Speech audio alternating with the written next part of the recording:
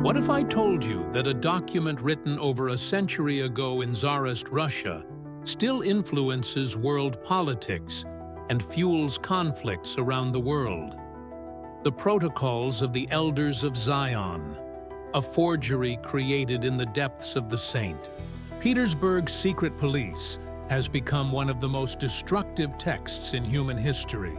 This forgery justified the Holocaust, inspired terrorists, influenced presidential elections, and continues to poison the minds of millions of people in the age of the Internet.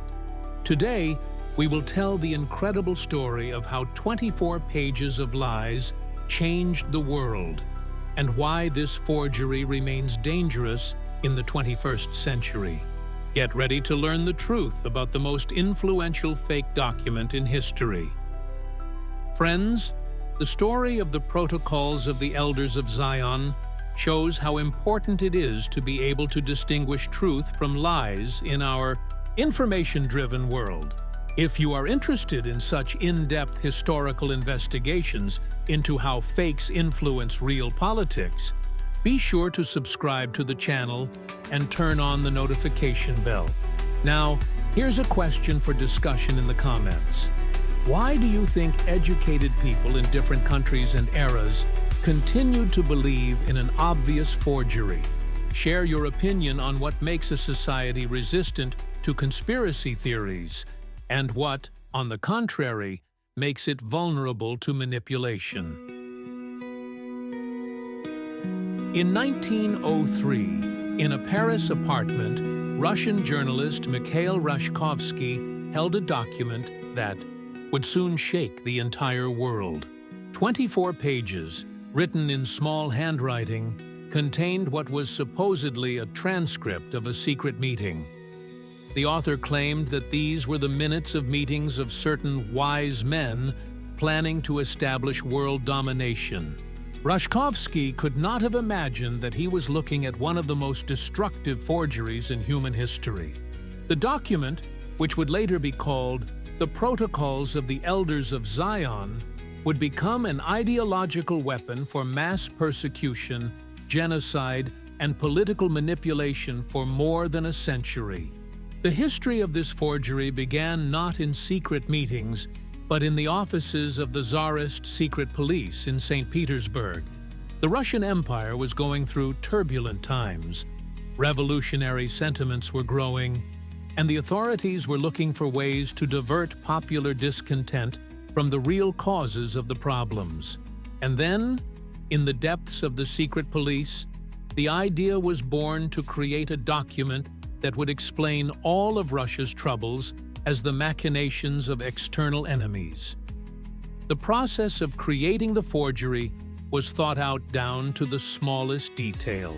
The secret police used several literary sources, the main one being the French novel Dialogues in Hell between Machiavelli and Montesquieu by the writer Maurice Joly.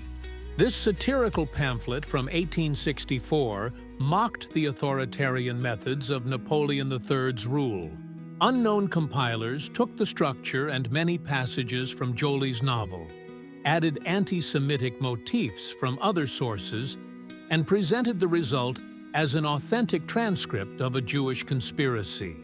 The work was so meticulous that researchers still argue about the exact date of the text's creation. Initially, the document was not intended for wide publication. It was planned to be used as an instrument of internal propaganda, a way to convince Tsar Nicholas II of the need for harsh measures against revolutionaries and liberals. But history decided otherwise. In the atmosphere of pre-revolutionary Russia, where society was looking for simple explanations to complex problems, the forgery found fertile ground. Anti-Semitic sentiments, fueled by state policy and church propaganda, created ideal conditions for the forgery to be perceived as an authentic document. But who was behind the creation of this destructive text? For many years, the identity of the main author remained a mystery, hidden in the archives of the Tsarist secret police. It was only at the end of the 20th century that researchers were able to lift the veil of secrecy and name the person whose pen wrote one of the most deceitful pages in human history. And this name is capable of surprising even seasoned experts on the subject. In the depths of Fontanka, in the inconspicuous building of the Russian Empire's police department, a plan was brewing in the early 1890s, the consequences of which no one could have foreseen. The Tsarist secret police, formally created to protect the sovereign and fight terrorists, in fact, turned into a powerful machine of political provocations and ideological diversions. The Secret Service leadership understood that revolutionary sentiments were growing in society and could not be stopped by simple repression. An ideology was needed that could unite loyal subjects against a common enemy, and they decided to make this enemy not specific revolutionaries, but an entire people, the Jews, who had long served as scapegoats in difficult times. The idea of creating a document about a Jewish conspiracy was not original. Various anti-Semitic pamphlets accusing Jews of all the troubles of the Christian world were already circulating in Europe.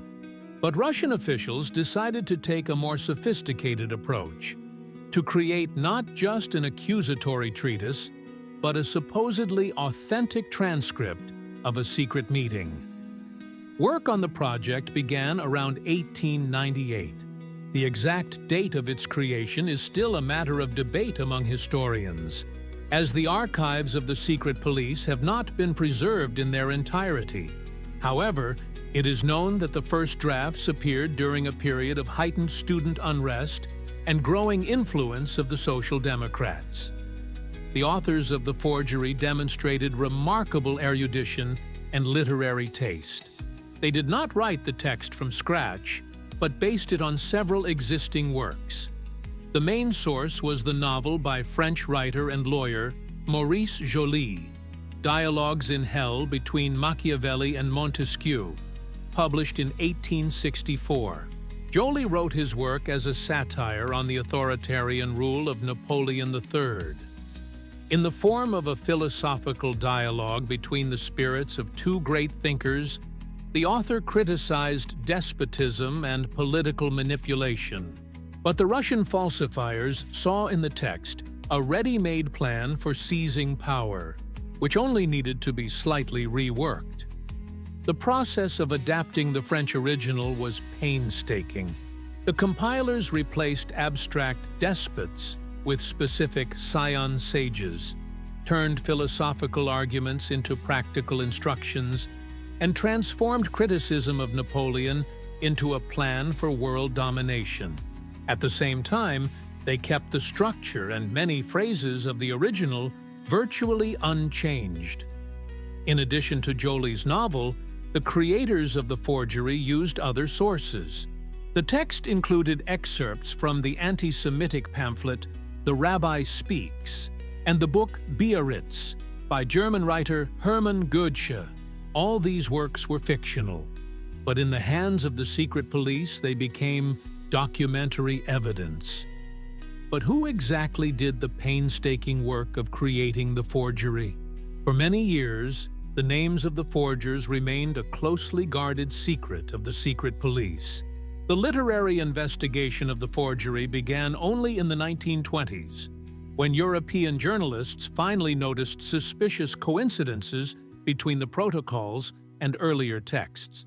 The first to raise the alarm were correspondents for the London newspaper The Times, who published a sensational exposé in 1921. Philip Graves, the Times Constantinople correspondent, stumbled upon a mid-19th century French book in a second-hand bookstore. It was Maurice Joly's novel, Dialogues in Hell between Machiavelli and Montesquieu. Upon beginning to read it, the journalist was astonished to discover that entire paragraphs from the French original were repeated word for word in the protocols of the Elders of Zion. Joly was a French lawyer and journalist with liberal views. His novel was a political satire directed against the authoritarian regime of Napoleon III. The author chose an unusual form, a dialogue between the spirits of Niccolò Machiavelli and Charles de Montesquieu in the afterlife. Machiavelli expounded on cynical methods of seizing and retaining power, while Montesquieu objected to him from the standpoint of liberalism and the rule of law. The creators of the protocols took the lines of the literary Machiavelli and presented them as the plans of real conspirators. They did not even bother to seriously rework the text. In many places, the coincidences were almost verbatim. For example, the arguments about manipulating public opinion through the press were transferred from the French original to the Russian forgery almost without change. But Joly's novel was not the only source. The compilers of the protocols also used Hermann Goethe's German novel Biarritz, published in 1868. This work included a chapter entitled At the Jewish Cemetery in Prague, which described a secret meeting of representatives of the 12 tribes of Israel planning to seize world domination. The scene at the Prague cemetery was clearly fictional. The author did not even try to hide the fact that he was writing a work of fiction. But the Russian forgers took this chapter out of context and used it as documentary evidence. Many details of the description of the secret meeting in the protocols were directly borrowed from Goethe's book. The third important source was the anti-Semitic pamphlet The Rabbi Speaks, first published in France in 1869. This text was supposedly a speech by a Jewish religious leader calling for a struggle against the Christian world. Although the pamphlet was also a forgery, fragments of it were included in the protocols as additional confirmation of the existence of the conspiracy. An analysis of literary sources showed that the creators of the protocols acted as skilled compilers. They skillfully combined various texts, giving them the appearance of a single document. In doing so, they used a psychological technique. They presented works of fiction as documentary evidence, which significantly increased their impact on the reader. But who was capable of such sophisticated literary work? Who was educated enough to find and rework all these sources? The answer to this question will reveal the name of the chief architect of one of the most dangerous lies in history, Matvey Vasilyevich Golovinsky. This name was hidden for decades in the archives of the Tsarist secret police as a state secret. Only at the end of the 20th century were Russian and foreign researchers able to establish that this man was the main author of the Protocols of the Elders of Zion. Golovinsky's life story reads like an adventure novel, full of unexpected twists and contradictions. He was born in 1865 into the family of a Novgorod landowner. He received a classical education, studied French and German, which later allowed him to work with foreign sources. In his youth, Golovinsky held liberal views and even collaborated with progressive publications. But life drastically changed his political convictions. In the 1890s, Golovinsky found himself in a difficult financial situation. His estate brought in little income, and his literary activities did not provide him with a decent living. And then he made a decision that changed his fate forever. He entered the service of the security department of the police. The talented writer quickly attracted the attention of his superiors. Golovinsky possessed a rare gift. He knew how to write texts that read like authentic documents. He authored numerous provocative materials, forged letters from revolutionaries, and fake programs of underground organizations. But his main creation was the Protocols. Work on the document was carried out in strict secrecy. Golovinsky was given access to the police department's library, which housed various anti-Semitic publications from all over Europe. It was there that he came across Maurice Joly's novel and other sources that formed the basis of the forgery. The process of creation took several months of painstaking work. Golovinsky did not simply copy other people's texts. He creatively reworked them. The abstract reasoning of the French satirist was transformed into concrete plans of action, and philosophical dialogues into meeting minutes. At the same time, the author demonstrated extraordinary stylistic skill, skillfully imitating the characteristics of spoken language and shorthand notes. Golovinsky worked especially carefully on the psychological impact of the text. He understood that simply listing the charges was not enough. He needed to create a sense of authenticity in the reader, to make them believe in the reality of the events described. To do this, the author used many small details, supposedly random remarks, imitating a genuine stenographic record. Interestingly, Golovinsky himself apparently did not anticipate the monstrous consequences his creation would have. For him, it was just a routine job, creating propaganda material for internal use. He could not have imagined that his forgery would outlive the Russian Empire, the Revolution, 2 world wars, and influence politics well into the 21st century. After completing work on the protocols, Golovinsky continued to serve in the secret police and participated in other provocative operations.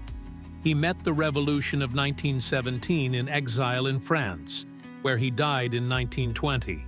Until his death, he kept the secret of his authorship, taking it with him to the grave. But how did a document created for the internal needs of the Tsarist secret police come into wide circulation? Who was the first to decide to publish this dangerous forgery? Sergei Alexandrovich Nilus is a figure without whom the Protocols of the Elders of Zion might have remained a dusty manuscript in the archives of the secret police. This orthodox thinker and writer was the first to decide to publish the forgery, giving it an aura of sacred truth and religious revelation. The story of his life explains why he took on this fateful role. Nilus was born in 1862 into a family of landowners in Orel. In his youth, he received a legal education, but quickly became disillusioned with a career as a civil servant. He was more attracted to religious and philosophical questions, the search for the meaning of life, and the fate of Russia.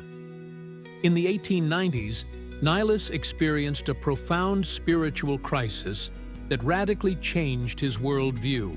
After converting to Orthodox Christianity, Nilus became a zealous preacher of traditional values.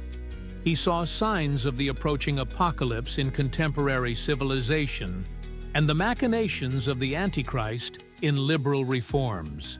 He was particularly sensitive to the influence of Western European ideas on Russian society, considering them a threat to the Orthodox faith and autocracy. In the early 1990s, Nilus became close to conservative circles at court. He became a frequent guest at Tsarskoye Selo, where he enjoyed the favor of Empress Alexandra Feodorovna. The Tsarina shared his mystical moods and apocalyptic premonitions. It was in this atmosphere of religious ecstasy and political paranoia that the protocols found their first publisher. It is not known exactly how the manuscript came to Nilus.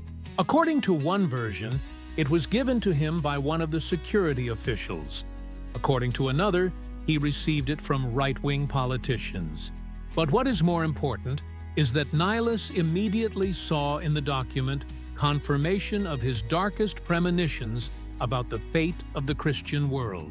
In 1905, Nilus included the protocols in the second edition of his book, The Great in the Small and the Antichrist, as an imminent political possibility. He presented the document as an authentic transcript of the proceedings of the First Zionist Congress in Basel in 1897. At the same time, Nihilus did not even bother to check his version. It was enough to compare the dates to understand its absurdity. The religious interpretation of the protocols proposed by Nihilus radically changed their perception. If, for the Okhrana, it was a tool of political struggle, for the Orthodox thinker, it was evidence of the approaching end of time. He viewed the conspiracy described in the document as a manifestation of the eternal struggle between good and evil, light and darkness. Nihilus provided the publication with extensive commentary, in which he linked the content of the protocols to biblical prophecies. He claimed that the plans described were nothing more than preparations for the coming of the Antichrist, and that those carrying them out were servants of Satan. This interpretation made the forgery particularly convincing in the eyes of religious readers. The first publication did not cause a wide resonance. The circulation of Nihilus's book was small, and the author himself did not have significant public influence. But the seeds were sown, and soon they sprouted at the most dramatic moment in Russian history. In 1917, after the February Revolution, the protocols were given a new lease on life. Nihilus and his supporters saw the revolutionary events as the fulfillment of the prophecies of the forgery. They began to actively distribute the document, presenting it as an explanation for all the disasters that had befallen Russia. But the true fame of the protocols began only after they left the borders of the collapsed empire. Who brought this poisonous forgery outside Russia? The October Revolution of 1917 and the civil war that followed became a turning point in the history of the protocols of the Elders of Zion. Millions of Russians found themselves in exile, taking with them not only their personal belongings, but also the ideological baggage of the collapsed empire. Among this baggage was the ill-fated forgery. From the very beginning, the White Movement actively used the protocols in its propaganda. Generals Wrangel, Denikin, and Kolchak saw in them a convenient explanation for the revolutionary upheavals. Instead of analyzing the complex socio-economic causes of the collapse of the autocracy, it was easier to blame everything on the machinations of external enemies. The protocols were ideal for this purpose. The forgery was particularly actively distributed in General Pyotr Wrangel's army in Crimea. Officers received copies of the document along with other propaganda materials. Many sincerely believed that they were fighting not just against the Bolsheviks, but against the global conspiracy described in the protocols. This belief gave their struggle a special, almost religious character. When the White Army was finally defeated, its remnants were evacuated from Crimea in November 1920. Along with the soldiers and officers, the protocols also left Russia. The ships that took the refugees to Constantinople carried not only people, but also thousands of copies of the forgery in different languages. Russian emigrants scattered all over the world. Former officers and officials settled in Paris and Berlin, Prague and Belgrade, Harbin and San Francisco. And everywhere they brought the protocols with them.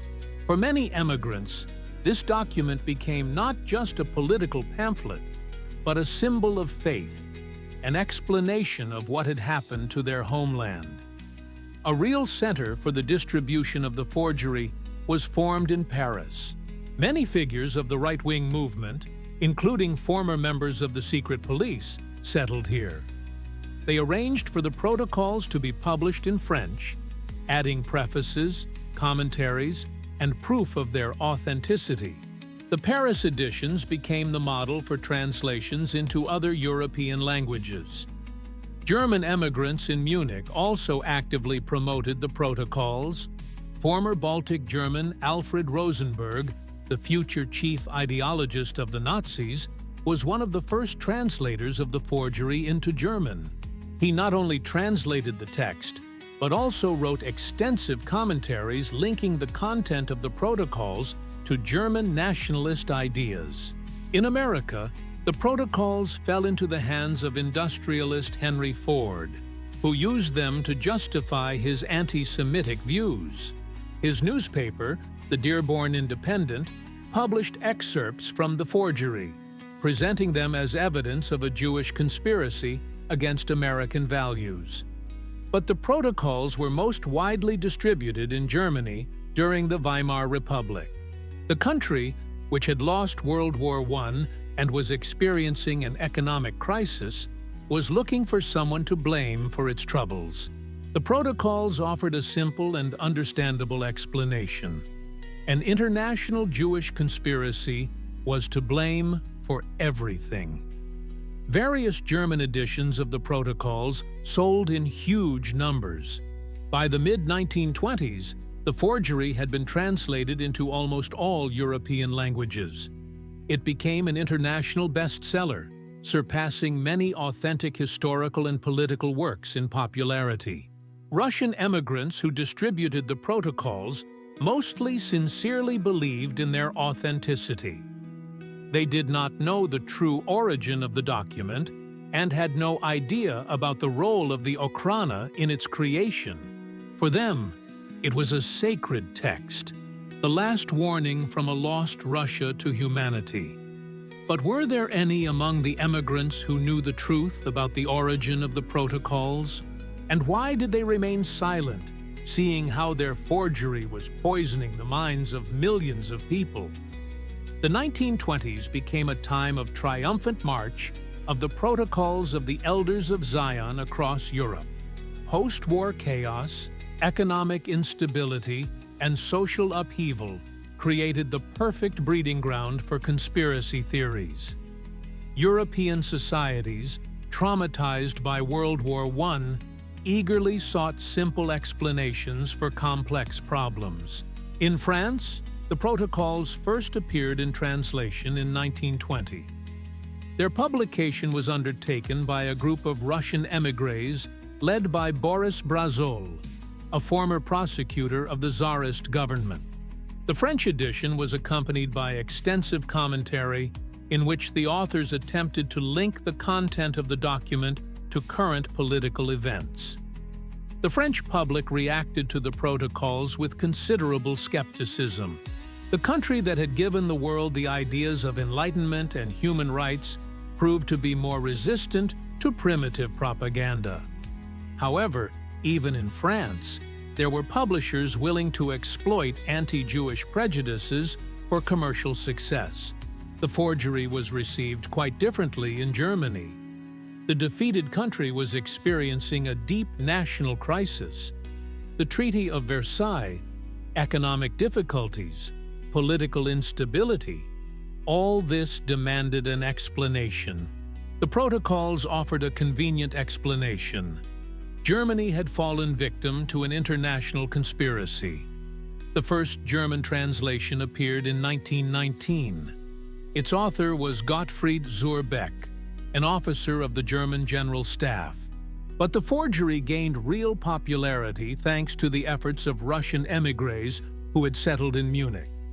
Among them was the future Nazi ideologue Alfred Rosenberg.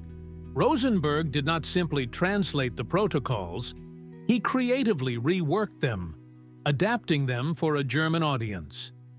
In his interpretation, the Jewish conspiracy was directed primarily against the German nation. This interpretation fit perfectly into the emerging Nazi ideology of racial struggle and the Jewish threat.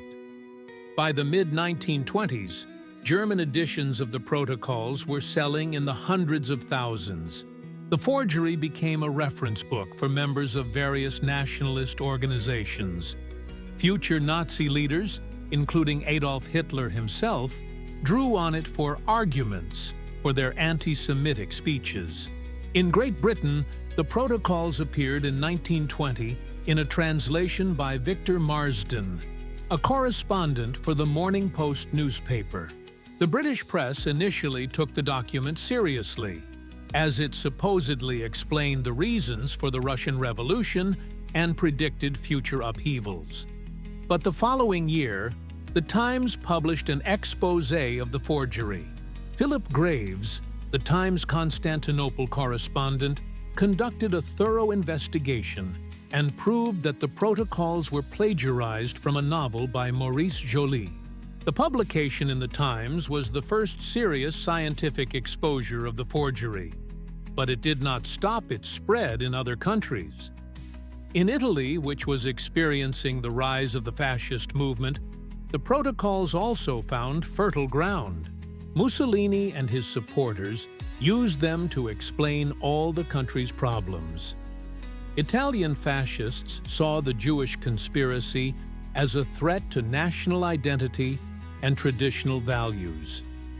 Eastern Europe became particularly fertile ground for the protocols. In Poland, Hungary, and Romania, the forgery was used to justify discriminatory policies toward the Jewish population. Local anti-Semites got their hands on a ready-made ideological weapon. By the end of the 1920s, the protocols had been translated into dozens of languages and published in millions of copies. The forgery, created in the quiet of a St. Petersburg office, became an international bestseller. But its real moment of glory was yet to come. In the 1930s, it would become the ideological basis for the most monstrous genocide in human history. How did a simple police forgery manage to win over the minds of millions of educated Europeans? The story of how the protocols of the Elders of Zion made its way to America is linked to one of the most famous industrialists of the 20th century, Henry Ford. The creator of an automotive empire became an unexpected ally of the Russian forgery, turning his newspaper into a mouthpiece for anti-Semitic propaganda and introducing millions of Americans to the fake.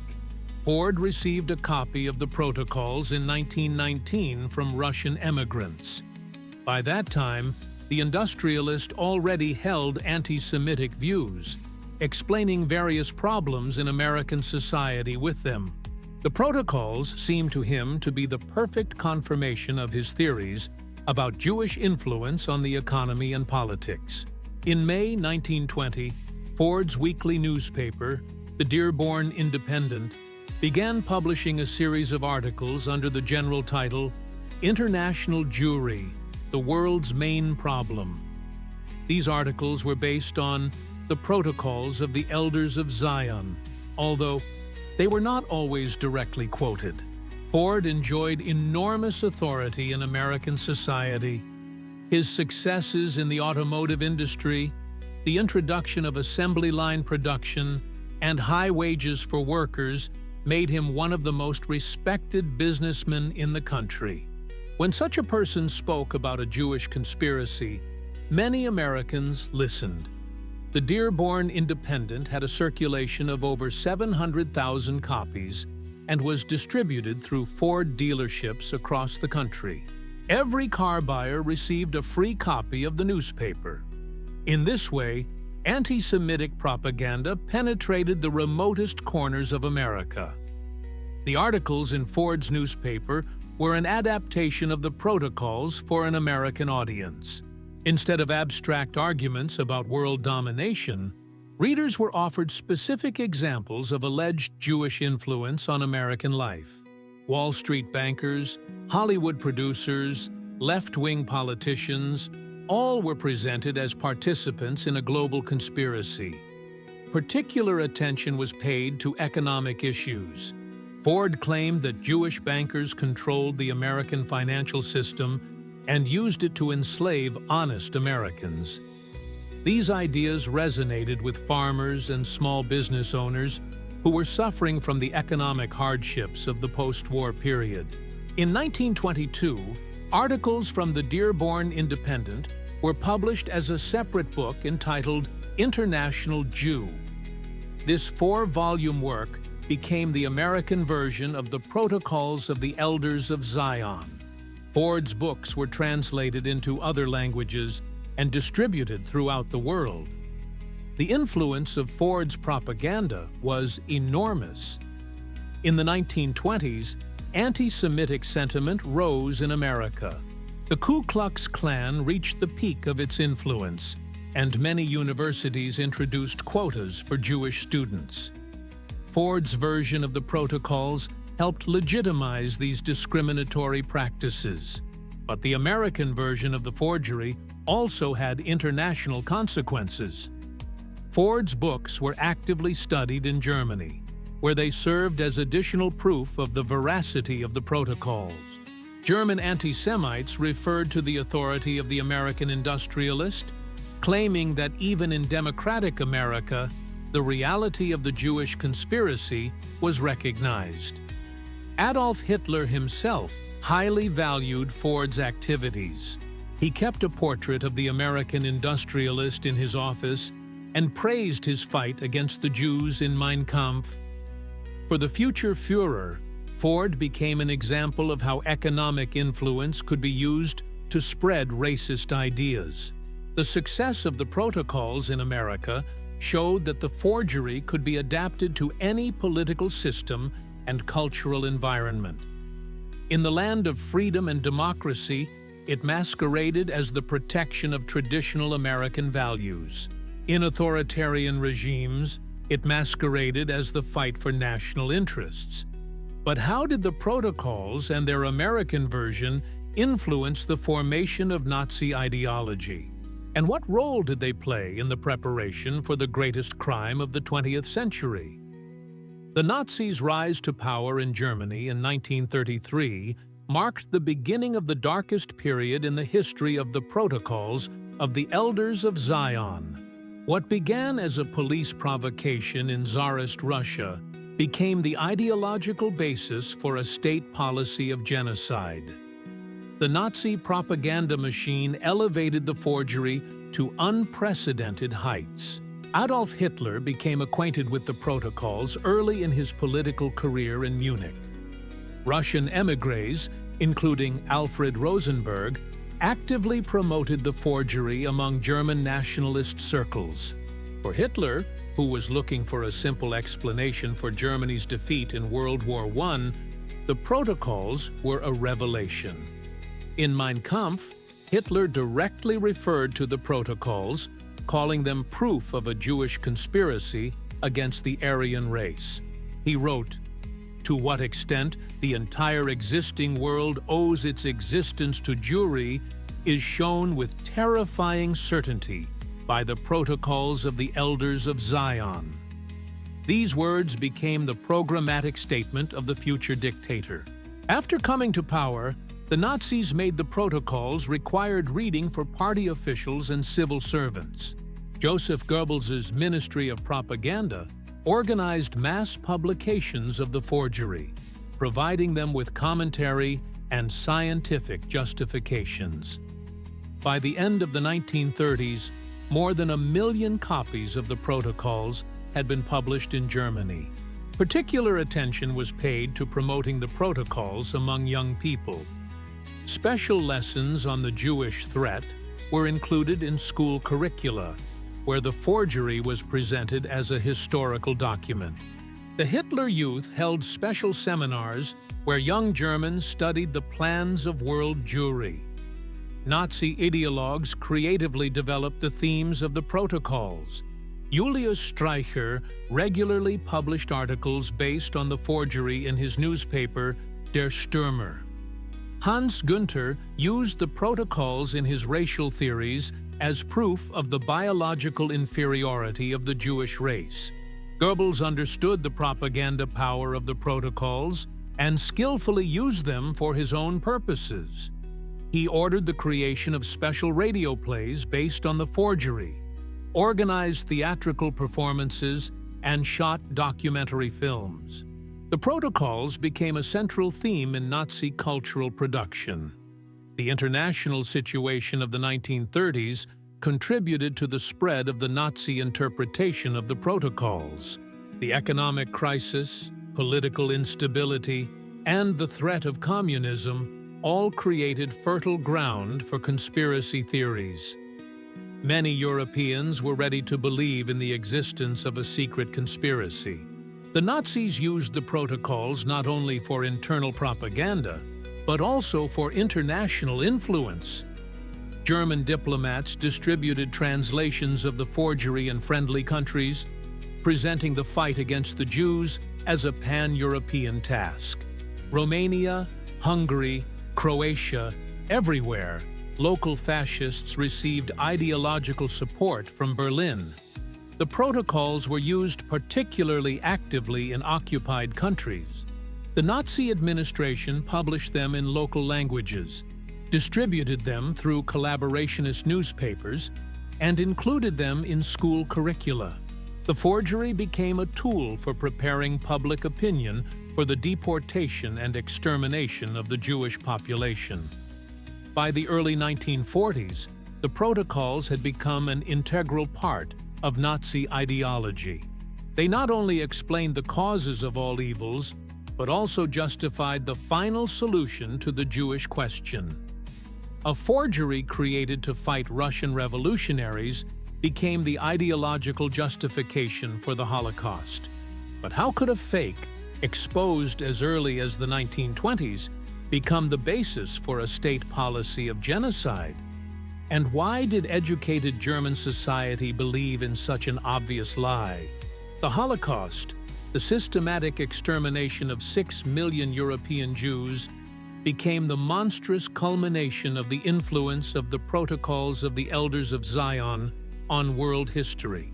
A forgery created by the Tsarist secret police became the ideological justification for the largest genocide in human history. The connection between the false document and real crimes turned out to be direct and tragic. At the Nuremberg trials in 1945, prosecutors presented irrefutable evidence of how the protocols were used to prepare for and justify mass murders. Copies of the forgery, with notes and underlines, were found in the personal libraries of Nazi criminals. These books became material evidence of how lies can kill. Reinhard Heydrich, the chief architect of the final solution, regularly referred to the protocols in his speeches to SS officers. He presented the extermination of the Jews not as a crime, but as a defensive measure against the conspiracy described in the forgery. For the executioners of the Holocaust, the protocols served as a moral justification for their monstrous deeds. In the ghettos and concentration camps, the Nazis distributed translations of the protocols among the guards and the local population. The forgery was intended to convince the perpetrators of genocide that their actions were justified. Ordinary people who became accomplices in mass murder often sincerely believed that they were participating in the fight against a global conspiracy. The protocols were used in a particularly cynical manner in occupied Eastern Europe. In Poland, Lithuania, Latvia, and Ukraine, Nazi propagandists published the forgery in local languages, presenting it as a warning about the Jewish threat. Many collaborators participated in pogroms and deportations, driven by fear of a mythical conspiracy. Evidence has been preserved in the Warsaw Ghetto of how the protocols were used to psychologically influence victims. The Nazis forced Jewish leaders to read the forgery aloud, claiming that now the plans have been revealed and resistance is futile. This sophisticated sadism showed the extent to which the forgery had penetrated the minds of the executioners. The Wannsee Conference of January 20th, 1942, at which the plan to exterminate European Jewry was approved, took place in an atmosphere of complete confidence on the part of the participants in the correctness of their decisions. The protocols created the ideological foundation on which the logic of genocide was built. Adolf Eichmann, one of the main organizers of the Holocaust, admitted at his trial in Jerusalem that he had read the protocols and considered them authentic. For him, The forgery served as proof that the deportation and extermination of the Jews was a necessary measure of self-defense for the German people. In the concentration camps, the protocols were part of the mandatory ideological training program for SS officers. Young Germans assigned as guards studied the forgery as a historical document that explained the necessity of their work. Many sincerely believed that they were protecting the world from the threat described in the protocols. Auschwitz, Treblinka, Sobibor, Majdanek, millions of people accused of crimes they did not commit died in these death camps. The protocols of the Elders of Zion became a universal indictment of an entire people for the Nazis. The forgery turned victims into criminals, and criminals into defenders of civilization. When Allied troops liberated the concentration camps in 1945, the world was horrified by the scale of the crimes. But few people understood at the time the role played in the preparation of the genocide by a forgery created 40 years earlier in St. Petersburg. The protocols turned out to be not just an anti-Semitic pamphlet, but a manual for the destruction of people. After the war, many participants in the Holocaust referred to the protocols as the source of their beliefs during interrogations.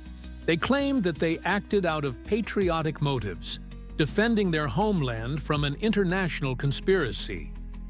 The forgery became a psychological shield for them, allowing them to deny the monstrosity of the crimes they had committed. But how did the international community react to the exposure of the connection between the protocols and the Holocaust? And were the Nuremberg trials able to finally discredit the forgery? The Nuremberg trials of 1945 to 1949 were a turning point in the history of the protocols of the Elders of Zion.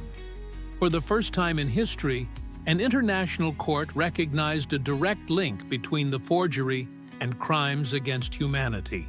The main war criminals found themselves in the dock alongside their ideological Bible.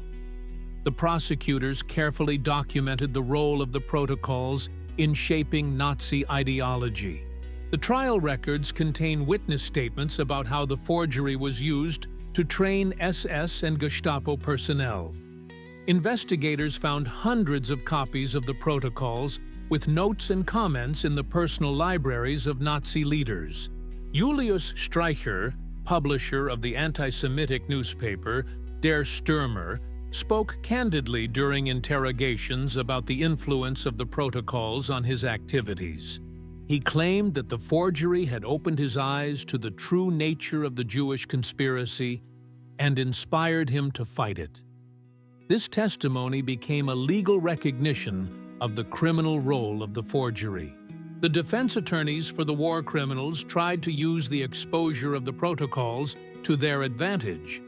They claimed that their clients had been victims of deception, believing in the authenticity of the forgery. But the International Tribunal rejected these arguments, ruling that ignorance did not exempt them from responsibility for genocide. Particular attention was paid at the trial to the educational role of the protocols in the Nazi system. Witnesses recounted how the forgery was studied in schools, universities, and military academies. An entire generation of Germans grew up believing that the protocols were a historical document. This mass indoctrination became one of the key elements in the preparation for genocide. Soviet prosecutors presented documents at the trial on the distribution of the protocols in the occupied territories of the USSR. They proved that the Nazis used the forgery to mobilize collaborators and the local population against Jewish communities. Millions of people in Eastern Europe died as victims of their belief in the forgery. The verdict of the Nuremberg Tribunal contained a special clause on the role of anti-Semitic propaganda in the preparation for the Holocaust. The protocols of the Elders of Zion were officially recognized as an instrument of preparation for genocide. This legal recognition was of great importance for the subsequent fight against the forgery. Parallel to the Nuremberg trials, court proceedings on the authenticity of the protocols were held in various countries. In 1935, a court in Bern officially recognized the document as a forgery for the first time. Swiss judges examined all the evidence in detail and delivered their verdict.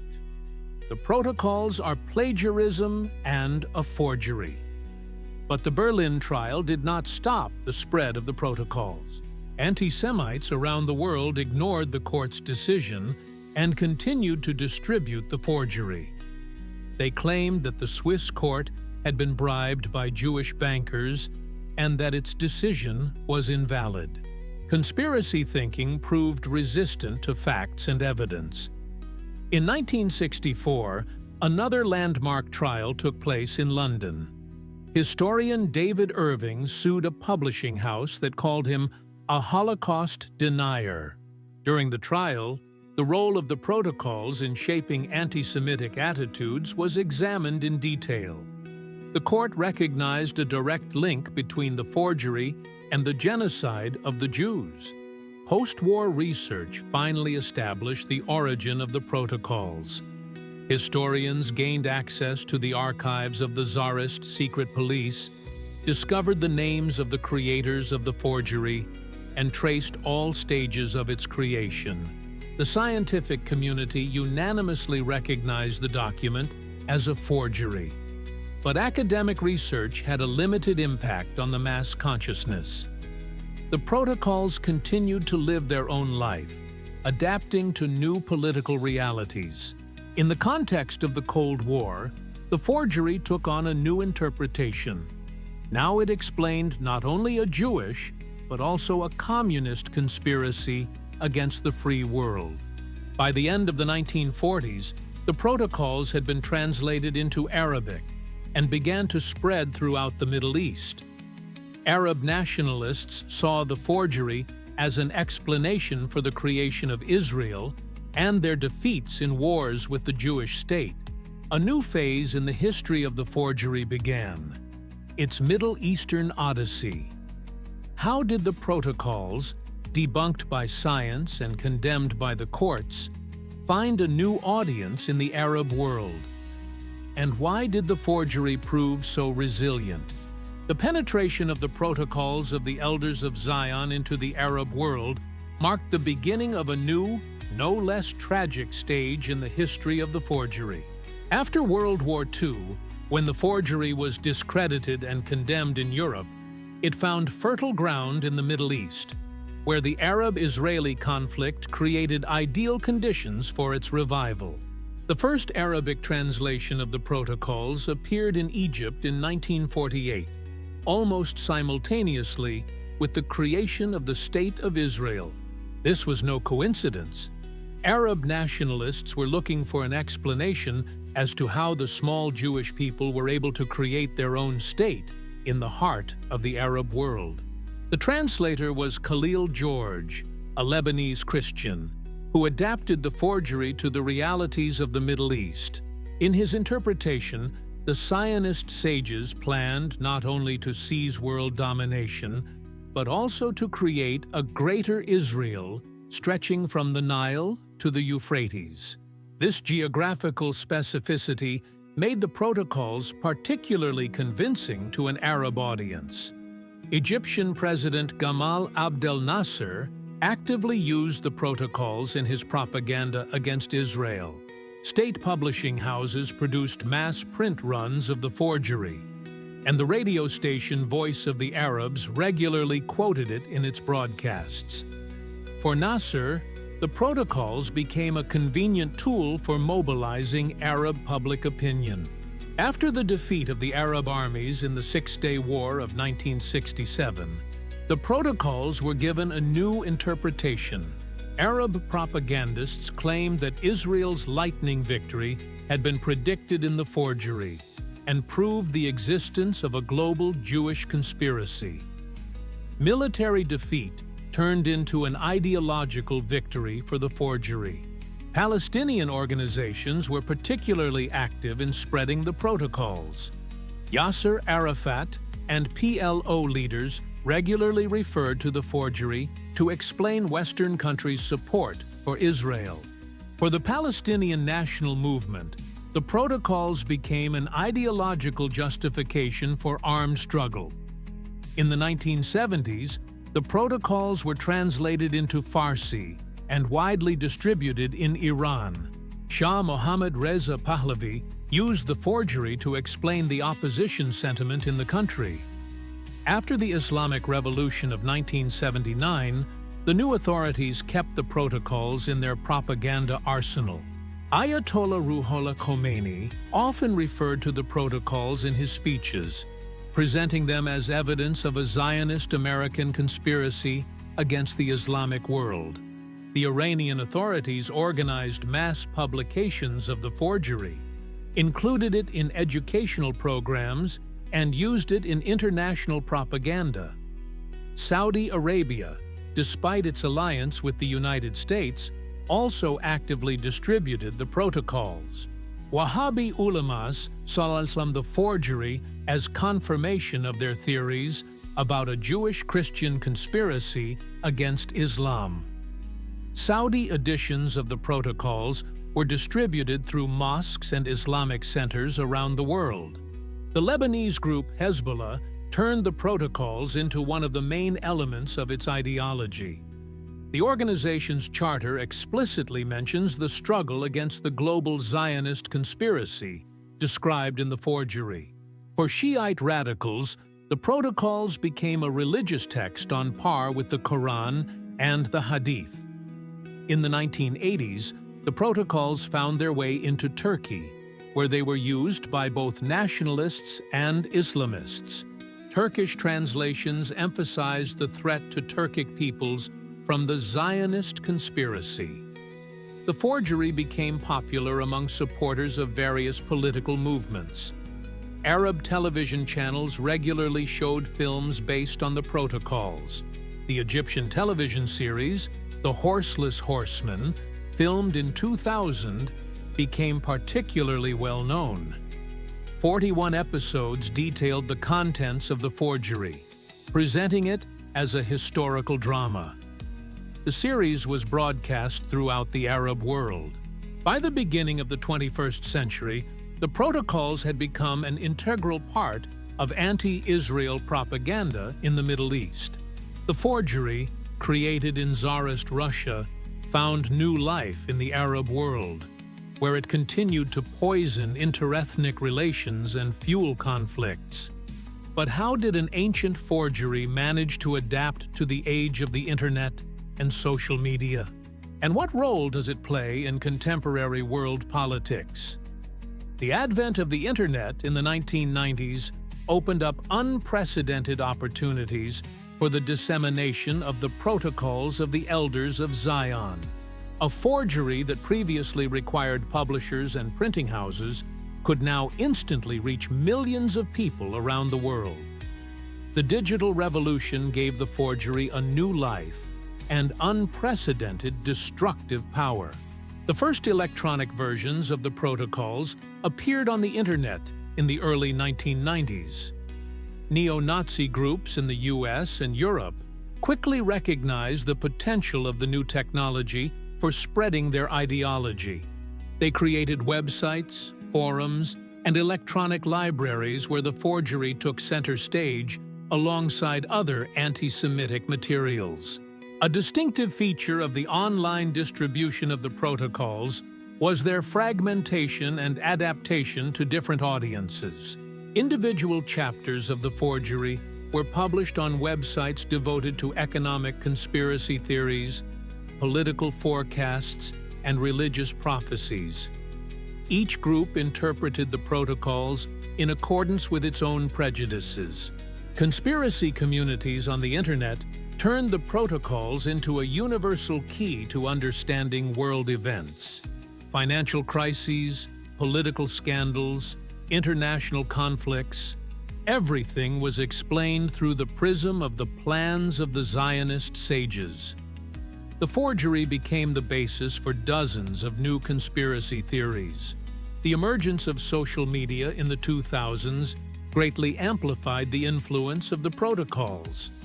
Facebook, Twitter, YouTube, and Telegram became platforms for the mass distribution of fragments of the forgery. Social media algorithms, designed to spread content virally, unwittingly contributed to the popularization of anti-Semitic material. The protocols spread particularly actively on the Russian-language internet after the collapse of the USSR. Post-Soviet society, experiencing an ideological vacuum, proved receptive to conspiracy theories. The forgery, created in Tsarist Russia, returned to its homeland in digital form. Islamist groups actively used the internet to distribute Arabic and other translations of the protocols. Jihadist websites presented the forgery as evidence of a Zionist crusader conspiracy against the Islamic world. Young Muslims in Europe and America were introduced to anti-Semitism through online versions of the forgery. Wikipedia and other online encyclopedias became battlegrounds over the protocols. Supporters and opponents of the forgery waged veritable editing wars, trying to impose their interpretation of the document.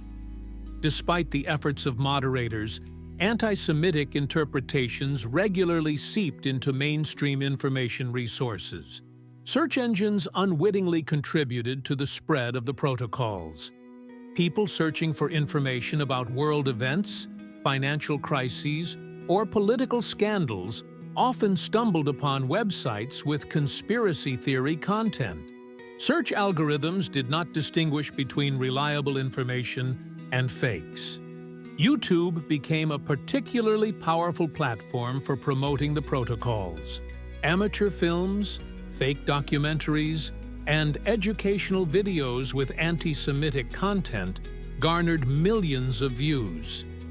The visual presentation made the fake content more convincing to young audiences. Memes and viral content turned individual phrases from the protocols into internet phenomena.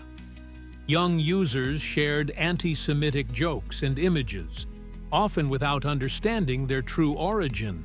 The fake content penetrated the mass consciousness through humor and entertainment.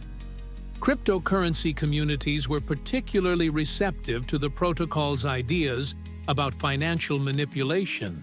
Supporters of Bitcoin and other digital currencies saw the traditional banking system as the embodiment of the plans of the Zionist sages. The forgery gained new relevance in the era of fintech. The COVID-19 pandemic gave new impetus to the spread of the protocols on the internet. Conspiracy theorists linked the virus to the plans for a world government described in the forgery. Quarantine measures, economic crisis, mass vaccination, everything was interpreted through the prism of a century-old fake. Artificial intelligence and machine learning created new opportunities to manipulate public opinion using the protocols. Bots on social media massively distributed fragments of the forgery, creating the illusion of widespread public support for anti-Semitic ideas. By the 2020s, the protocols had become an integral part of internet culture. The forgery, created more than a century ago, had adapted to the digital age and continued to poison the minds of new generations. But what impact does it have on contemporary world politics? The influence of the protocols of the Elders of Zion on 21st century politics has been much more significant than many people realized. The century-old forgery continues to shape the worldview of political leaders, influence election campaigns, and determine foreign policy decisions in various countries around the world. In Russia, the protocols experienced a real revival after the collapse of the Soviet Union. Ultra-nationalist parties and movements actively used the forgery to explain the economic difficulties of the transition period. Vladimir Zhirinovsky openly referred to the protocols in his speeches, and his books contained direct quotations from the forgery.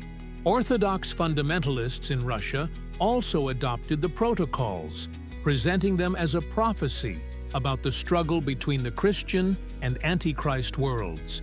Influential church figures, including some bishops, publicly spoke about the truth of the forgery, which contributed to its legitimization in the eyes of believers. In Hungary, the Jobbik Party actively used the ideas of the protocols in its anti-Semitic rhetoric. Party leaders claimed that the country was under threat from a Zionist conspiracy and called for laws against Jewish influence. These ideas found support among a significant portion of the Hungarian electorate. The Polish League of Polish Families Party also drew inspiration from the protocols, linking their content to criticism of the European Union and globalization. Polish nationalists portrayed the EU as the embodiment of the plans for a world government described in the forgery. In the US, the protocols influenced the ideology of far-right groups and militias. Participants in the storming of the Capitol on January 6, 2021, carried posters with phrases from the forgery. QAnon and other conspiracy movements actively used the ideas of the protocols in their theories. The influence of the forgery on the mass shootings in synagogues was particularly alarming. Shooters in Pittsburgh, Poway, and other cities referred to the protocols in their manifestos, explaining their crimes as necessary to fight the Jewish conspiracy. A century-old forgery continued to kill in the 21st century. In Latin America, the protocols were spread through ultra-Catholic and nationalist movements. Venezuelan President Hugo Chavez referred to the forgery in his speeches, explaining it as opposition to his policies by the United States.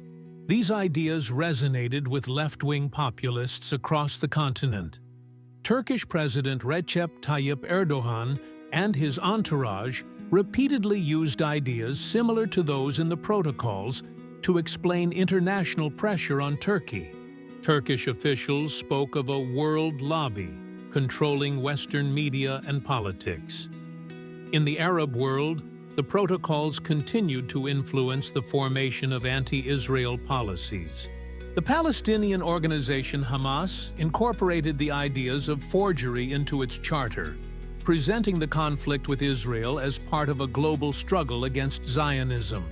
Iranian leaders regularly referred to the protocols in their speeches about the confrontation with the US and Israel. Supreme Leader Ali Khamenei and President Mahmoud Ahmadinejad presented international sanctions as a manifestation of the conspiracy described in the forgery. The protocols have had a particular influence on the development of online propaganda by various political movements. Russian troll farms, Chinese bots, and Iranian hackers have all used ideas from the forgery to destabilize Western democracies and incite ethnic strife. The COVID-19 pandemic gave new impetus to the political use of the protocols. Populist leaders in various countries linked quarantine measures to the plans for a world government described in the forgery. Anti-vaccine movements actively used the ideas of the forgery in their propaganda. The crisis in Afghanistan, the conflict in Ukraine, tensions between the US and China, all these events were interpreted by supporters of the protocols as manifestations of a global conspiracy. The forgery became a universal tool for explaining complex geopolitical processes. By the 2020s, the Protocols of the Elders of Zion had become one of the most influential political documents of our time. The paradox was that this fake document had a real impact on world politics, shaping the decisions of leaders and the mood of voters. But why has humanity still not been able to free itself from the influence of a century-old forgery? And what lessons should civilization learn from this tragic story? The history of the protocols of the Elders of Zion is one of the most tragic illustrations of how lies can change the world. In more than a century of its existence, this forgery, created in the depths of the Tsarist secret police, has caused millions of deaths, destroyed countless lives, and continues to poison interethnic relations around the world. Analyzing this story, we can identify several key factors that have ensured the longevity and influence of this fake. The first is its ability to adapt to any historical conditions and political systems. The protocols were used equally successfully by the Tsarist Black Hundreds and Nazi propagandists, Arab nationalists, and American populists. The second factor is the psychological appeal of simple explanations for complex problems. The protocols offered a convenient model of the world, where all the troubles of humanity had a single cause and a single culprit. This primitive scheme proved more appealing to the mass consciousness than complex scientific theories of social development. The third factor was the use of the forgery by political elites as a tool for mobilizing public opinion. From nihilists to modern populists, leaders of different eras found in the protocols an effective means of diverting attention from real problems and directing popular anger against a scapegoat. The fourth factor is the lack of opposition to the spread of forgeries by the educated strata of society. Too often, intellectuals ignored the protocols as primitive propaganda, failing to understand their destructive potential. This snobbery has cost humanity dearly. The development of mass communication technologies played a special role in the longevity of the protocols. Each new era, from printing presses to the internet, opened up new opportunities for the spread of the forgery. In the digital age, the speed and scale of its dissemination reached unprecedented levels. The religious factor should not be underestimated either. The protocols appealed to ancient religious prejudices, presenting contemporary events as a manifestation of the eternal struggle between good and evil. This sacralization of the forgery made it virtually invulnerable to rational criticism. Economic crises invariably contributed to the popularity of the protocols. In times of financial turmoil, people were particularly eager to believe in conspiracy theories that explained their misfortunes as the machinations of secret forces. The forgery offered simple answers to complex economic questions. Nationalism and xenophobia became a breeding ground for the protocols in different countries and cultures.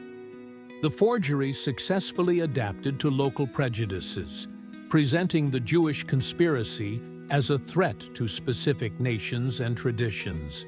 This flexibility ensured its global spread. The modern fight against the protocols requires a comprehensive approach. It is not enough to simply expose the forgery. It is necessary to address the underlying causes that make society susceptible to conspiracy theories. Education, media literacy, and critical thinking are the main tools for countering it. Tech giants have a special responsibility to limit the spread of the protocols in the digital environment. Search and recommendation algorithms should take into account not only the popularity of content, but also its credibility. Combating disinformation has become one of the main challenges of our time. Historical memory plays a key role in preventing the tragedies of the past from repeating themselves. Holocaust museums, memorial complexes, and educational programs should not only preserve the memory of the victims, but also explain the mechanisms that made genocide possible. The protocols are an important part of this history. International cooperation in the fight against anti-Semitism and other forms of hatred must include joint efforts to counter the protocols. The experience of different countries in exposing forgeries and combating their influence must be summarized and disseminated. Legal mechanisms also play an important role. Laws prohibiting incitement to national hatred, prosecution for spreading Nazi propaganda, and court rulings recognizing the protocols as a forgery all create a legal basis for combating the forgery. The history of the protocols of the Elders of Zion reminds us of the fragility of civilization and the danger posed by misinformation and hatred. This forgery has survived empires and revolutions, wars and social upheavals. It continues to exist in the 21st century, adapting to new realities and finding new audiences. Combating its influence requires the constant efforts of all humanity who understand the value of truth, tolerance, and human dignity.